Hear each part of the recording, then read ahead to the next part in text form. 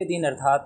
29 तारीख को देखेंगे। 29 मार्च 2025 को भारत का केंद्रीय गृह मंत्री और सहकारिता मंत्री श्री अमित शाह जी के द्वारा आपने देखा कि हमारे सदन में यानी लोकसभा में एक बिल लाई गई और वो प्रस्ताव है सरकार जो होगी अब टैक्सी चलाएगी, अर्थात हम कह सकते हैं सहकारी टैक्सी सेवा की बात की गई है। और इसके माध्यम से जो खास तौर पे आज के जो कंज्यूमर्स होते हैं या कह सकते जो ग्राहक होते हैं, ग्राहकों को जिस तरह शोषण किए जाते हैं, ओला और जो उबेर है इसकी जिस तरह से मनमानी बढ़ते जा रही है और देश से ज़्यादा इनकम जनरेट कर रहे हैं, इनको एक टक्कर देने के लिए भारत सरकार जो है वो सहकार टैक्सी सेवा ला रही है। तो तत्कालीन हमारे जो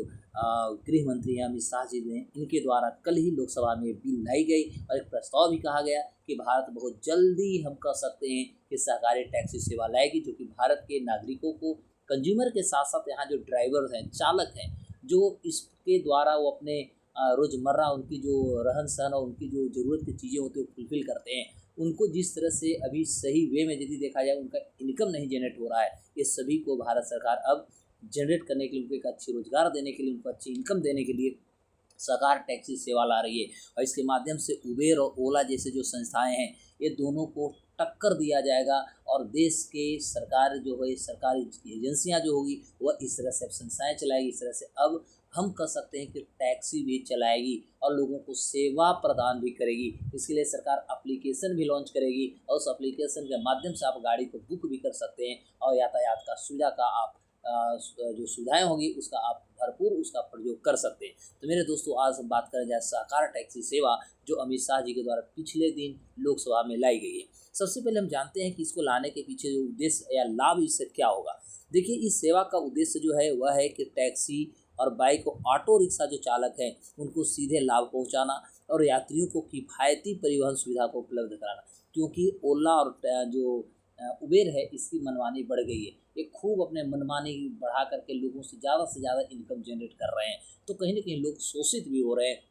यही कारण हो सकता है कि सरकार ने इस विचारों को, इस कदम को आगे बढ़ाई है। यह सेवा जो होगा ड्राइवरों की आय में भी देखेंगे तो वृद्धि करेगी, क्योंकि इसमें कमाई जो होगा सीधे उनके पास पहुंचेगा, ड्राइवर के पास पहुंचेगा। और सहकारी जो है सहकार टैक्सी सेवा, इसकी विशेषता मैं आपको बता दूं तो 2 व्हीलर या 3 व्हीलर या 4 व्हीलर, तीनों याद रखिएगा, 2 व्हीलर, 3 व्हीलर और 4 व्हीलर जो भी ड्राइवर्स होंगे, ठीक है, इनको सहकारी समितियों के माध्यम से पंजीकरण जो होगी, पंजीकरण की सुविधाएं मिलेगी। सरकार एक डिजिटल प्लेटफॉर्म विकसित कर रही है जिससे ग्राहक आसानी से कैब बुक कर सकेंगे। प्लेटफॉर्म में पारदर्शी मूल्य निर्धारण होगा।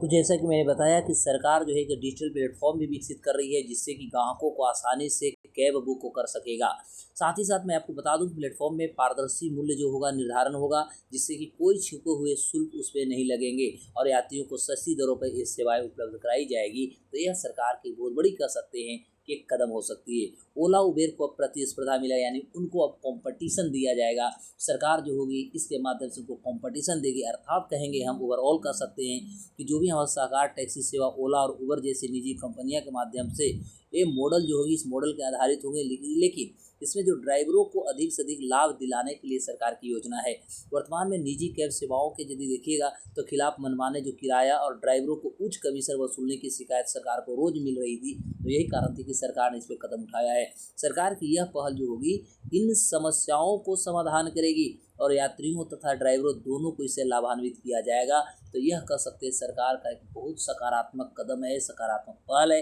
जिसके माध्यम से अब उबेर और ओला के जो मनमानी है इस मनमानी को रोका जाएगा और लोगों को किफ़ायती तथा कम से कम दरों पर इस तरह के सेवाएं उपलब्ध होंगे और वो एप्लीकेशन के माध्यम से ऐसे उबेर या कह सकते हैं टैक्सी जो होगा उसे वो बुक कर सकेंगे।